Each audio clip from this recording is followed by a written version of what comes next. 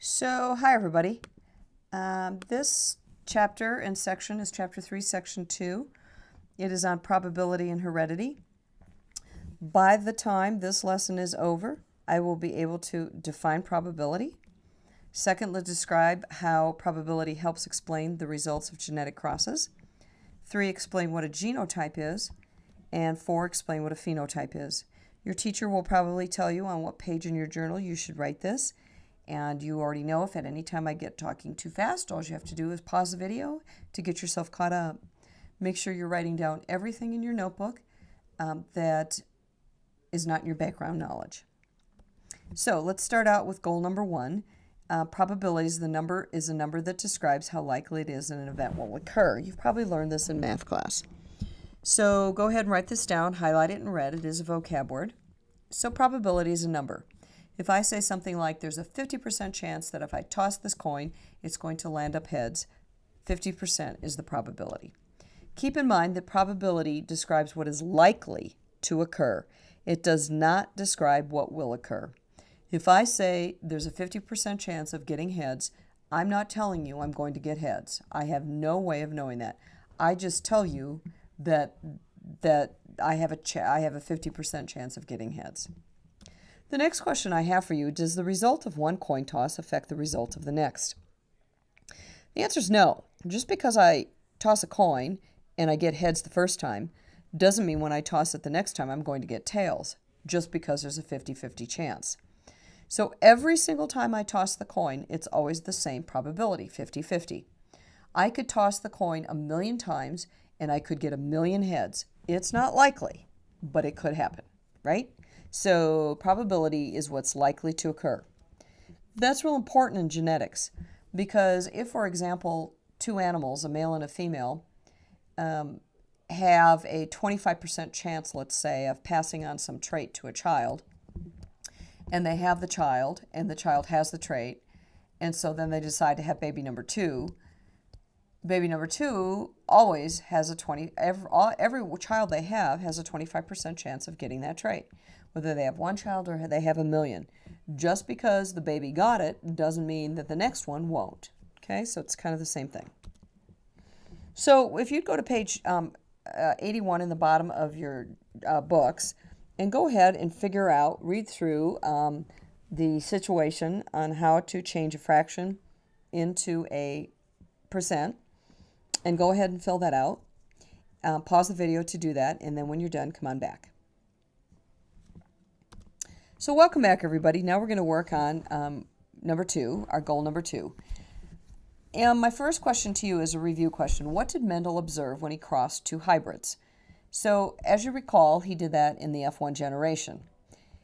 And when he did that, he ended up with 75% in the dominant in the second generation, along with 25% recessive traits. Okay?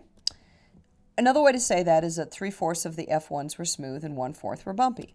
Or you could just write it out long in English words. The probability was 3 and 4 for smooth and 1 and 4 for bumpy. Probability can help us predict the results of a genetic cross. So let's see how that works. Please write down definition of what a Punnett square is. It's a handy tool to predict the outcome in genetics. And we're talking about the outcome of what traits the offspring will get. Make a 3x3 square. You're going to need about a half a page in your notebook, and make sure that you have 9 cells, as you can see here. Across the top, we're going to put the kinds of eggs that mom has, and across the side, we're going to put the kinds of sperm that dad has. And we're going to pretend that mom has big D, big D. First of all, notice that I already shortened the top and I shortened the side here. It isn't necessary to write what you just wrote all the time. So we're going to pretend that mom has big D and big D. And you need to know that big D stands for dimples. We're going to pretend, and it's dominant, and little d stands for no dimples, and it's recessive.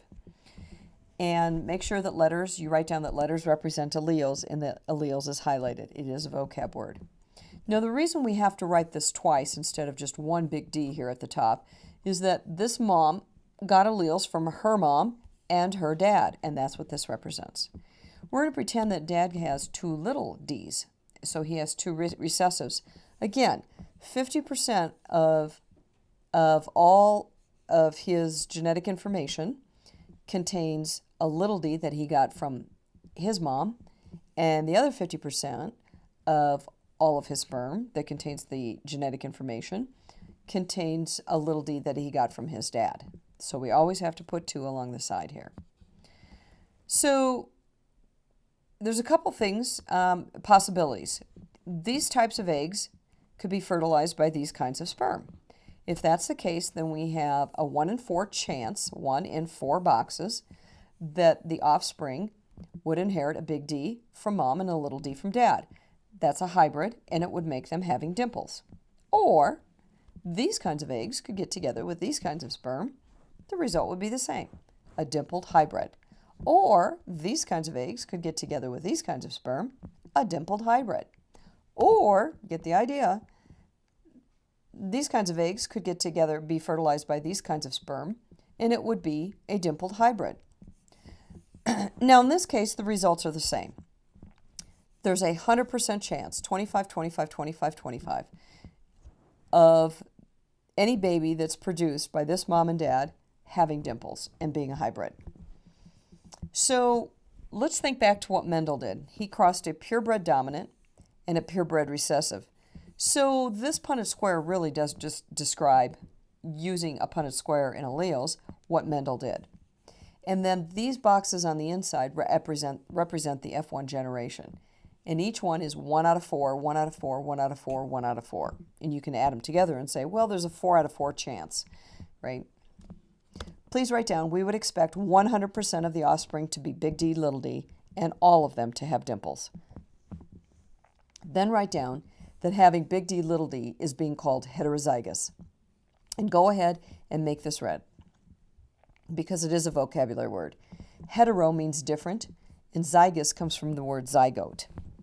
A zygote is what scientists call an organism right after fertilization, so it's a stage of development.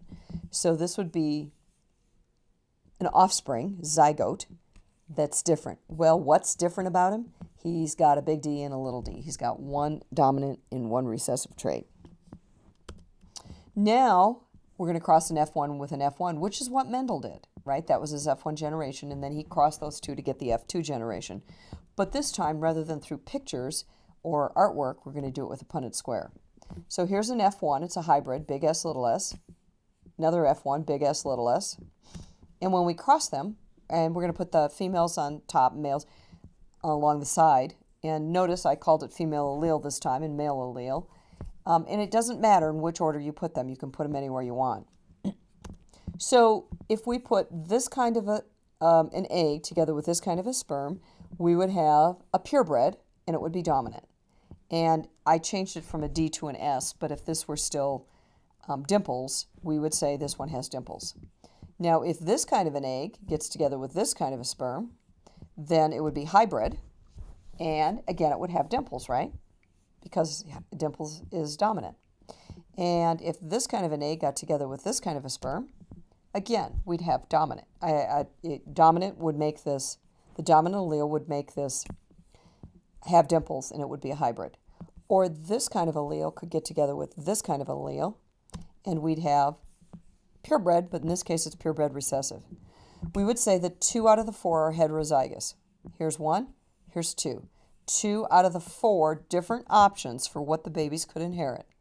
That's what this means. That's heterozygous. And 2 out of the 4 are homozygous. Homo means the same. Zygote, we already talked about that. So what's the same about this option? Big S and big S, that's the same alleles. What about this one? Little s, little s. That's what the same is here. So there's a 2 in 4 chance that the offspring could be heterozygous. There's a 2 in 4 chance that they could be homozygous. Now this is going to help us with an option number 3. There's a 50% chance of the offspring being heterozygous, 2 out of 4. Here's 1, 25%, 25%. There's the 50% heterozygous. There's a 25% of the offspring being homozygous dominant. That's right here, 1 out of 4. And there's a 25% chance of the offspring being homozygous recessive, 1 out of 4. That's right here. When we speak of alleles or genes, we're describing the organism's genotype. Notice that the word gene is part of the word genotype. And so we're talking about the alleles. What genes does it have? It has a big S and a big S. Okay? This is going to help us now with goal number 4. This means there's a 50% chance the offspring would be smooth. And I'm going back to smooth instead of dimples and no dimples. We'll go back to smooth and rough or bumpy. So here's the 50% chance right here, these two, that the pea pods would be smooth. There's another 25% that they'd be smooth. That's this one here. And then there's a 25% that it would be bumpy, which is right here. When we talk about the traits, right, smooth and bumpy, or the alleles for the traits, the descriptions of the traits, we're actually talking about the organism's phenotype, what it looks like. So notice we're not talking about big S's and little s's here. Those would be the genes. Now we're talking about what does it look like on the outside. Well, when it comes to pea pods, you're either going to look smooth or you're going to look bumpy.